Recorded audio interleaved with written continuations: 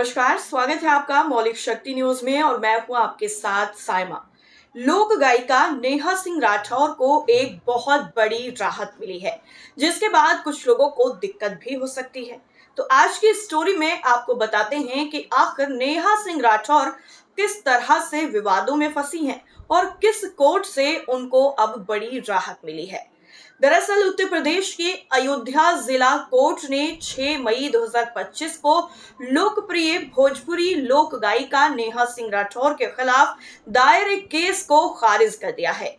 ये मामला पहलगाम आतंकी हमले जो 22 अप्रैल 2025 को हुआ, उसके बाद उनके सोशल मीडिया पोस्ट को लेकर दर्ज किया गया था, जिसमें उन्होंने कथित तौर पर प्रधानमंत्री नरेंद्र मोदी, गृह मंत्री अमित शाह और रक्षा मंत्री राजनाथ सिंह पर आपत्तिजनक टिप्पणियां की थी।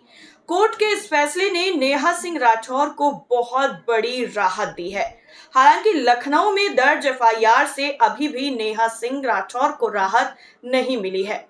लखनऊ वाले मामले को लेकर उन्होंने इलाहाबाद हाई कोर्ट में चुनौती दी है। दरअसल ये केस अयोध्या के ब्लॉक प्रमुख संघ के जिलाध्यक्ष शिवेंद्र सिंह की तरफ से दायर किया गया था, जिन्होंने आरोप लगाया था कि नेहा सिंह राठौर ने अपने सोशल मीडिया हैंडल पर पहलगाम आतंकी हमले के संबंध में कथित भड़काऊ और राष्ट्र विरोधी पोस्ट साझा किए। शिकायत में यह दावा किया गया कि इन पोस्ट में नेहा सिंह राठौर ने कथित रूप से सत्तारूढ़ बीजेपी के नेताओं पर हमले को राजनीतिक लाभ के लिए इस्तेमाल करने का आरोप लगाया, जिससे सामाजिक अशांति और धार्मिक आधार पर समुदायों के बीच तनाव पैदा हुआ।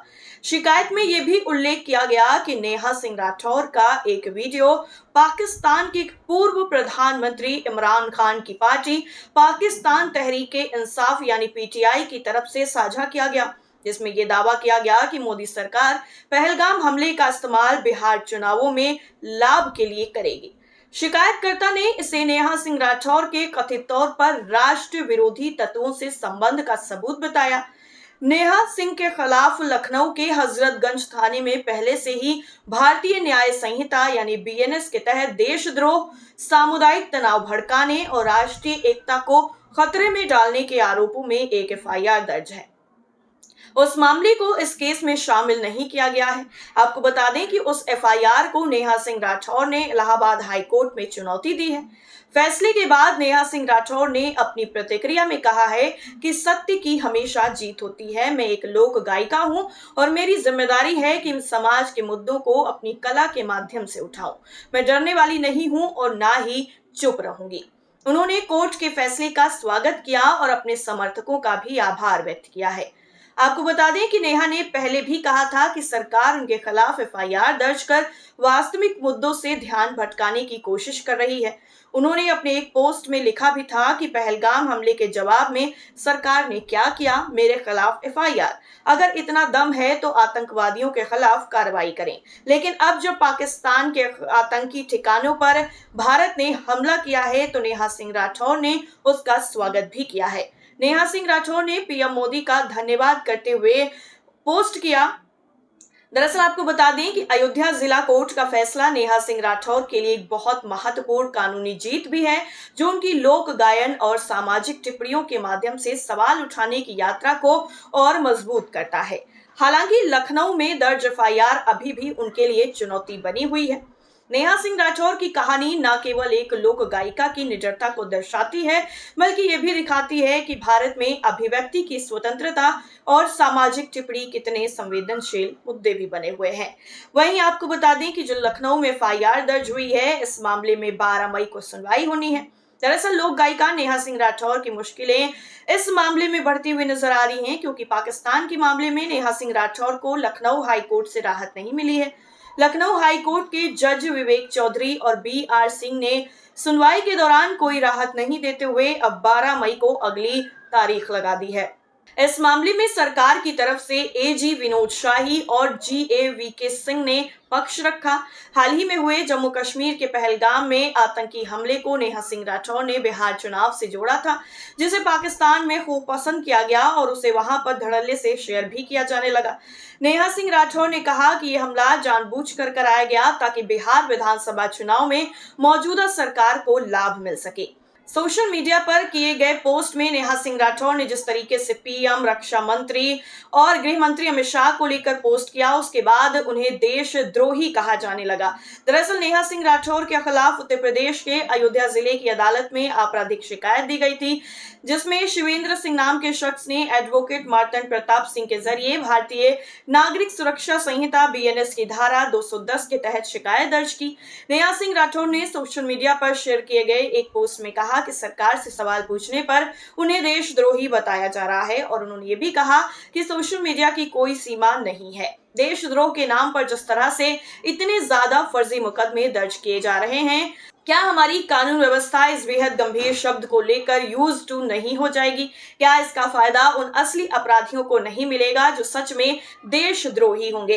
हालांकि अयोध्या के मामले में नेहा सिंह राठौर को राहत मिल गई है, लेकिन इसके बाद नेहा सिंह राठौर ने अभी कुछ दिन पहले ही जो उन पर देशद्रोह का मुकदमा लगाया गया है, जो आरोप लगाए जा रहे हैं, उसको लेकर जवाब दिया। दरअसल नेहा सिंह राठौर ने भारत के पूर्व कानून मंत्री कपिल सिब्बल से मुलाकात की और इस मुलाकात में उन्होंने उनके साथ काफी मुद्दों पर चर्चा भी की और इस चर्चा का वीडियो क्लिप भी उन्होंने एक्स अकाउंट पर शेयर किया।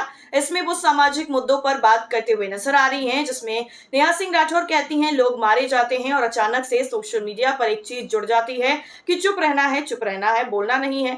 हमको भी लगता है कि ठीक है, 15-10 मिनट चुप हो जाते हैं, लेकिन होता क्या है कि 5-6 दिन बाद मुद्दा भूल जाते हैं लोग। जैसे बालासोर में रेल दुर्घटना हुआ, वहां हमने देखा कि रेल मंत्री जी इतनी सारी लाशें ऐसे बिखरी हुई हैं और वंदे मातरम का नारा लगा रहे थे। कुंभ में इतनी बड़ी घटना हो गई, चुप रहो, हिंदू मर गए हैं, बोलना कब है? कब आएगा वो उचित समय जब सवाल पूछना है सरकार से? देश में इतनी बड़ी बड़ी दुर्घटनाएं हो जाती हैं, एक आम आदमी जिम्मेदारी लेने को तैयार नहीं होता है। तो मेरा सवाल है कि भैया आप जिम्मेदारी कब लेंगे? दरअसल इतना ही नहीं, नेहा सिंह राठौर ने इस्तीफे की मांग भी सरकार से की और उन्होंने कहा कि आप इस्तीफा कब देंगे? आप बार बार कहते हैं कि हिंदू खतरे में है, हिंदू खतरे में है। पश्चिम बंगाल से मणिपुर और कश्मीर तक में हिंदू मारे जा रहे हैं। 10 साल से आप हिंदू बचाने आए हैं और फिर भी हिंदू खतरे में ही है। तो सवाल तो आपसे ही होगा ना। शिक्षा के नाम पर आपको कोई वोट नहीं दे रहा है, रोजगार के नाम पर कोई नहीं दे रहा है, गरीबी पर कोई बात ही नहीं कर रहा है। ये सब आउट ऑफ फैशन हो गया है। इतना ही नहीं, नेहा सिंह राठौर ने आगे ये भी कहा कि अभी सिर्फ यही होता है कि हिंदू खतरे में है तो अभी चुप रहना है, इसी नाम पर वोट हम दे रहे हैं। तो आपसे सवाल होगा, यही सवाल जब मैंने किया तो मुझ पर देशद्रोही का आरोप लगा दिया गया। इसके साथ ही नेहा सिंह राठौर ने पूर्व केंद्रीय मंत्री कपिल सिब्बल से बात करते हुए देशद्रोही का आरोप पर भी जवाब दिया। दरअसल उन्होंने कहा कि एक पाकिस्तानी यूजर का ट्विटर हैंडल है, उसने मेरा वीडियो शेयर कर दिया। कपिल सिब्बल कहते हैं कि वीडियो तो कोई भी कहीं से भी शेयर कर सकता है, इसमें आपकी क्या गलती? इस पर नेहा सिंह राठौर कहती हैं कि मैंने भी यही कहा कि सोशल मीडिया की कोई सीमा है नहीं, वो तो सार्वजनिक है। मेरा एक ये भी सवाल है कि ठीक है, किसी पाकिस्तानी यूजर ने मेरा वीडियो शेयर कर दिया और मैं देशद्रोही हो गई, तो मैं इस पर पूछना चाहूंगी कि प्रधानमंत्री जी पाकिस्तान में बिरयानी खाने जाते हैं, फिर भी वो देशभक्त बने हुए हैं। इतना ही नहीं, आगे नेहा सिंह राठौर कहती हैं कि अनुराग ठाकुर और पाकिस्तान का क्रिकेटर शाहिद अफरीदी जो हमेशा भारत के खिलाफ जहर उगलता है, उसके साथ बैठकर क्रिकेट दे रहे हैं, तो सवाल उन पर क्यों नहीं होता है? इसके बाद सोशल मीडिया पर उनका ये वीडियो जोरदार तरीके से वायरल हुआ और उसके बाद भी कई तरीके से उनको ट्रोल किया जाने लगा। हालांकि अब नेहा सिंह राठौर को एक एफआईआर मामले में जो अयोध्या में दर्ज हुई थी उसमें राहत मिल गई है, लेकिन अभी लखनऊ में दर्ज हुए मुकदमे में उनकी मुश्किलें बढ़ती हुई नजर आ रही हैं। इस पूरी रिपोर्ट पर आपकी राय क्या है? कमेंट करके जरूर बताइए। फिलहाल के लिए इतना ही। नमस्कार।